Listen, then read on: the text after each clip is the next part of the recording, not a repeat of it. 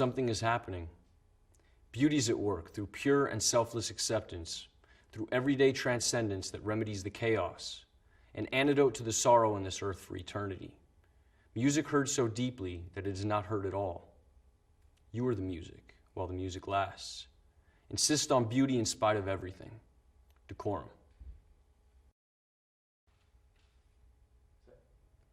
As I'm walking, I see you on your motorbike.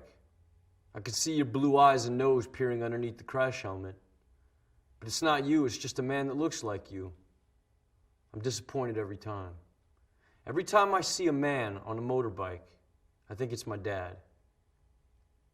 I'm not sure why this is. Sometimes I forget what your bike looks like. Everyone's eyes and faces look the same underneath black crash helmets. From a distance, everyone looks like you. Although soon I realized it's not. I remember you used to paint pictures of naked women in crash helmets. Their identities were hidden too. I always wondered who these women were. Their shiny black round heads like lollipops. Props. Who were they, Dad?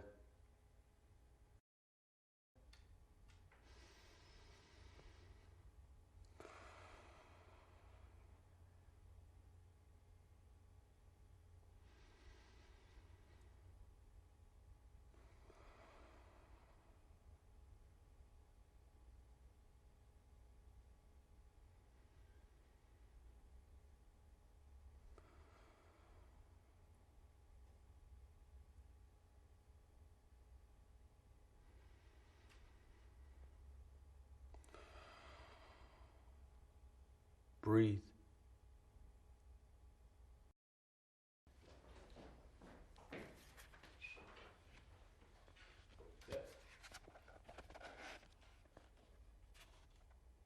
The Laughing Heart. Your life is your life. Don't let it be clubbed into dank submission. Be on the watch. There are ways out. There is light somewhere. It may not be much light, but it beats the darkness. Be on the watch. The gods will offer you chances. Know them. Take them. You can't beat death, but you can beat death in life sometimes. And the more often you learn to do it, the more light there will be. Your life is your life. Know it while you have it. You are marvelous. The gods wait to delight in you.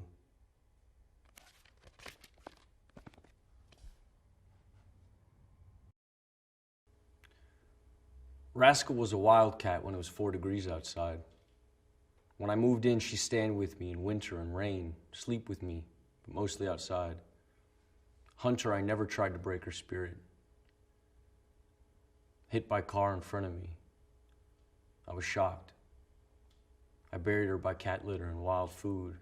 Her sunshine place could only dig to stones because the city's sewage pipe's about 3 or 4 feet.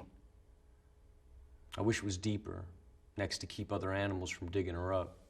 When I find stones, I'll cover up could her decompletion begin to swell. If so, I'll put more soil on top.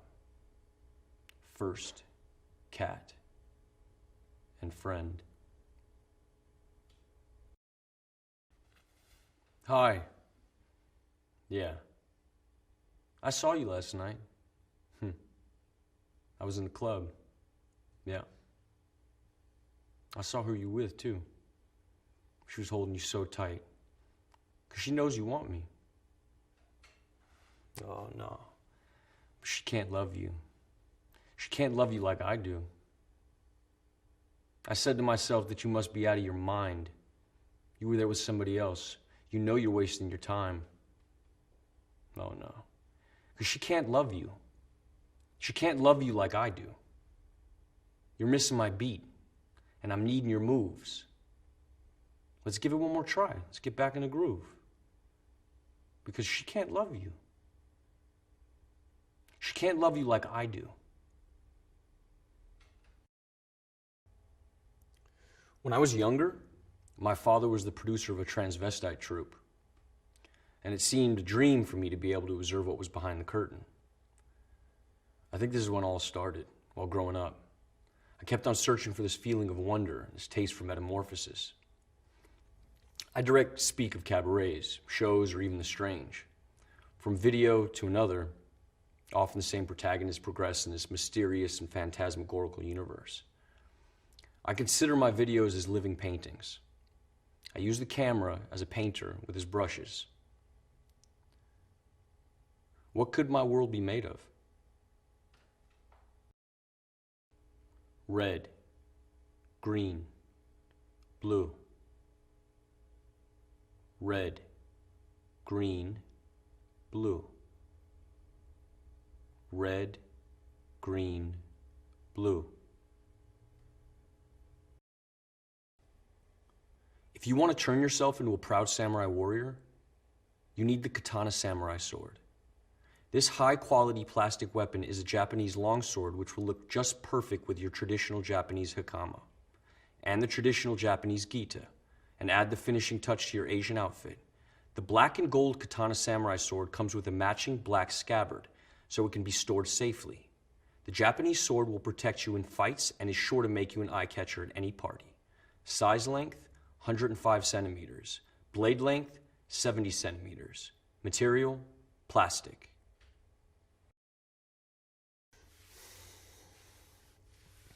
Yeah, so a couple years ago, a bunch of us went down to the beach, and we got there, and Coast Guard's running all up and down the sand, like, you can't get in the water, you know, screaming at us. And so we waited a bit, and they went further down the beach, and then we decided we would go. Like, what the fuck? Why did we come here? So my buddy went down there, and he's like, all good, come down here, man. So I walked over, and we looked down, and we couldn't see it from where we were parked, but like when we looked down, we were really close. You looked down, and there was just all these fucking jellyfish, you know, like one every, like all over the place, one every 2 or 3 feet. And from where we were standing, you couldn't really tell if they were living or dead, you know? Because some of them were still moving, but then others were like just totally limp. So, tell me what it's like growing up in Singapore. Well, I had these really magnificent memories of my childhood, because we had these magnificent playgrounds. There was like these big watermelons, and I remember I used to climb to the top of the watermelon, and I'd rub myself on the ridges to give myself pleasure, you know?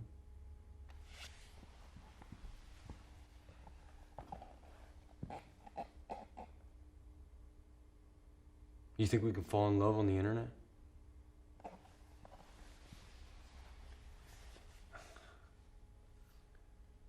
No. Because it wouldn't be love, it would just be porn. I don't think so. Seen from a distance, almost everything looks beautiful. As the distance increases, the more we romanticize. All the small details from the everyday reminisces the past, because things we want to forget are the things we can never forget.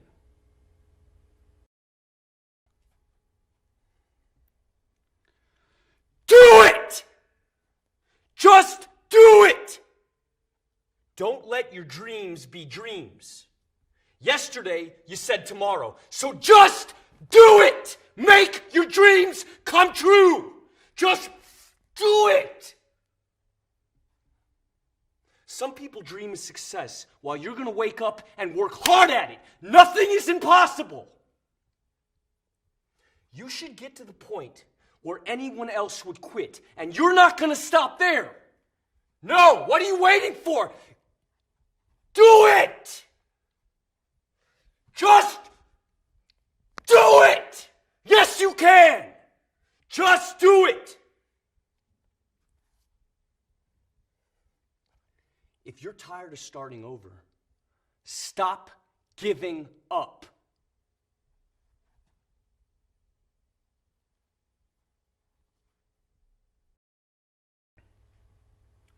Emerging gaming technologies operate within a nexus of social relationships that characterize the modern world. These technologies enable a constant commentary which has become the quintessential quality of power, often operating as mechanisms that dictate our action and preordain our expectations. The work interrogates the cultural logic of feedback as a metaphor and material condition. It is live, cybernetic, reactive. Sensory data translated through visual and tactile apparatus. Disillusion of the virtual and corporeal boundary. Reorienting perspective of the existing in an alternative space and time. An avatar in symbiosis with the subject. Taking the lead in a continuous loop of action and reaction.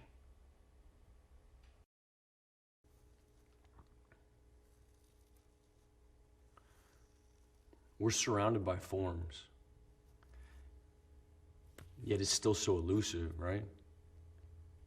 You know, sometimes it feels like we fill that void between us with something that grows slowly, like it's overtaking us or something. Like the way we speak or what we do, where we put stuff around us, even like the stances we inhabit, or like the faces we make, or even the body parts, you know, the food we eat, whatever.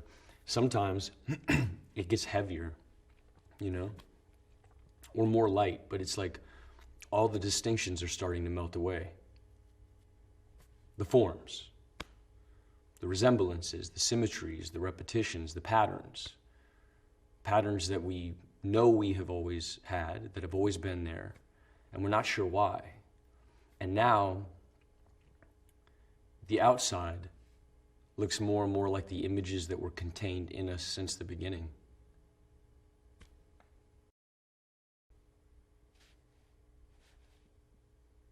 Hi. Thank you for waiting. We've been running a little bit behind today. Right. As you know, we've taken a few readings, and these get sent away. We have a look at them.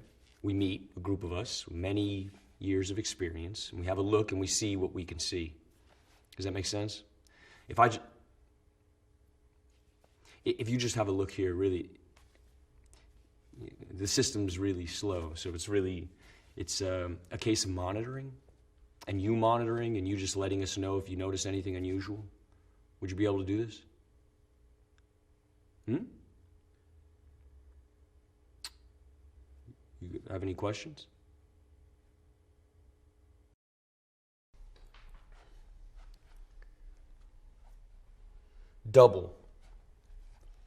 Double-sided, minds, different paths. One runs after sunlight, one follows the rising moon. They either congregate, connect, intersect, touch, unite at sunset for eclipses, play and then separate for long interstices. Later, reenacting past meetings forever lost in repetition. Ebb and flow, edging closer, expanding warmth, that point just before the pressure bursts, capillary rush, tension, resisting, each muscle, each limb, each breath under control for now. Questions of limitations dissolve into the blur. Eyes open, but horizons fall away. The burn increases now. The pain centers. One of you escapes, but I pull you back. Duality. Existing only as a whole. Weakened by quivering joints. Lungs push for release. A struggle to hold on. Control surrendered. Suspended in dullness. Eyes close. Now numb. Running, reaching, falling, skipping, turning, sliding, walking. These are all words that describe ways of moving. Each action is packed with many micro movements. It's hard for us to recognize these small movements individually. When describing how to walk, we use the simplest terms possible and struggle to explain all the mechanics of a simple movement. Understanding body movement in the terms of everyday language should be simple. However, our muscle memory takes over for our brain, and our body becomes a strange system of levers and pulleys that maneuver by our command.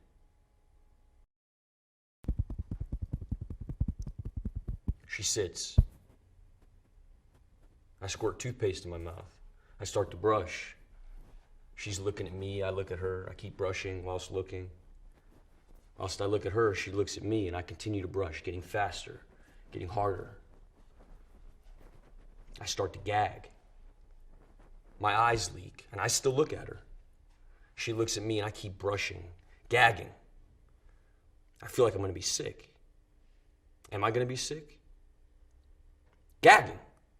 Paste down my face, my hair, on my shirt, dripping. And I still look at her, and she looks at me. Enough.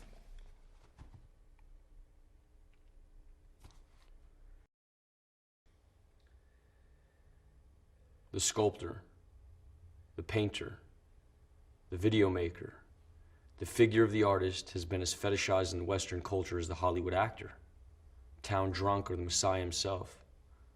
Michael Peters' Tate Shots attempts to reconfigure the concept of creator or creatrix by placing himself in the position of artist as meme. Watch, enjoy, and be at one. We are all children of the universe.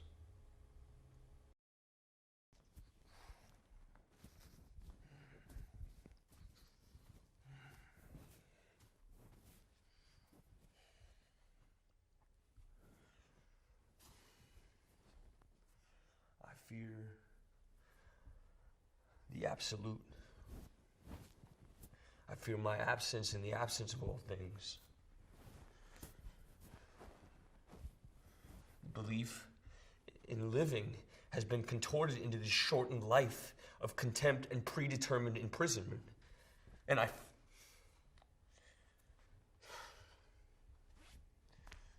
feel it all collapsing.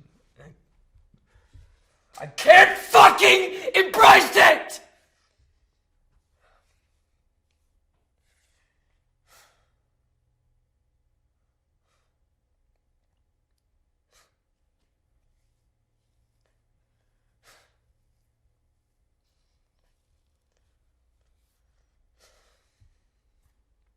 It's near. and here I stand, wasting my last moments, cursing thee who have oppressed me to this ill fate. You give me nothing, no mercy, no empathy, only self-hate. To you, I'm just a fucking plaything, an amusement replicating the cries of man. You replay the last moments of my life over and over and over. I'm just a fucking charade suspended at the core of ridicule. And I pity for those whose end mirrors mine, and I pity myself.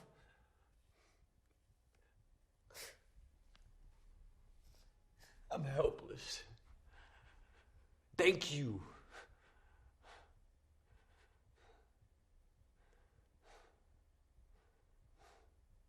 I'm tormented by the inescapable, rewinding collapse. Don't let them see me like this. The man is under surveillance. Where's he gone? Almost into a state of euphoria, of relief, as though he's happy about it. He has to act as a looking glass rather than a mirror of social conventions. He disintegrated perfectly, but never reappeared. He became translucent to reveal his reality. It's impossible unless he is or was insane. He changed his mind. You know how men are. Perhaps it symbolizes something deep in his subconscious.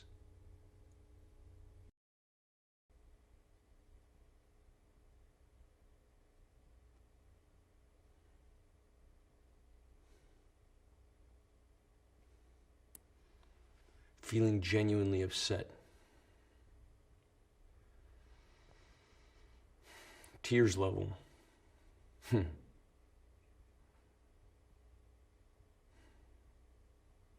Shame on me.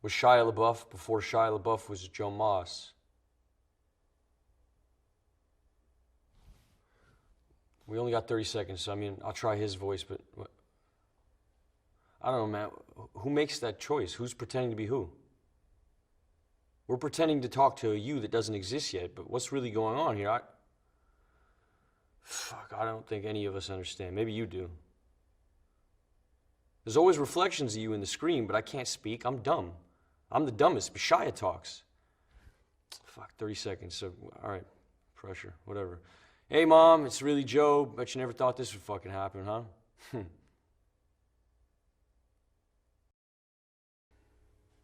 Work number 24 oscillates somewhere between a durational performance and live sculpture. The work seeks to act both as a social and institutional critique of what is an art school, presented then in the form of a bookshop as opposed to a library, arguably a democratic equivalent.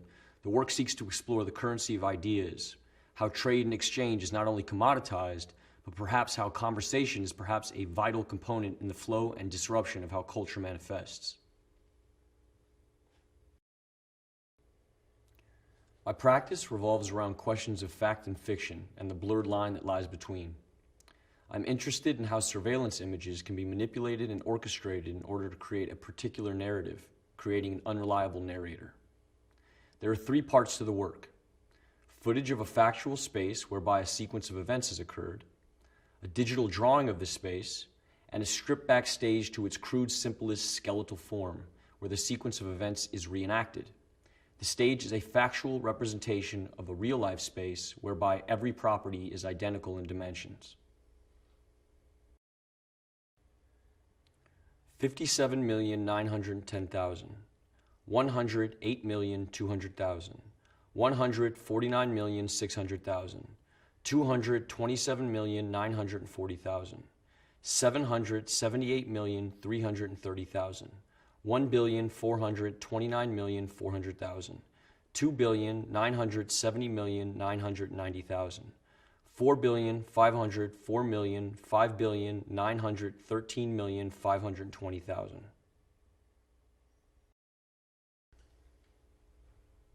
I can't stop looking at my phone and computer. Separate, connected entity making me lose time-space awareness. Where's my phone? I need to make this sunset digital. Stone preserved in binary code till the server breaks and the national grid runs out of gas. I can't find my money. That left the physical sphere long ago. All I see remind me of things online or in a video game. They are so real in the moment. I climbed that mountain with my mind and fingers. My body didn't even get close. All my experiences turned into light and pixels.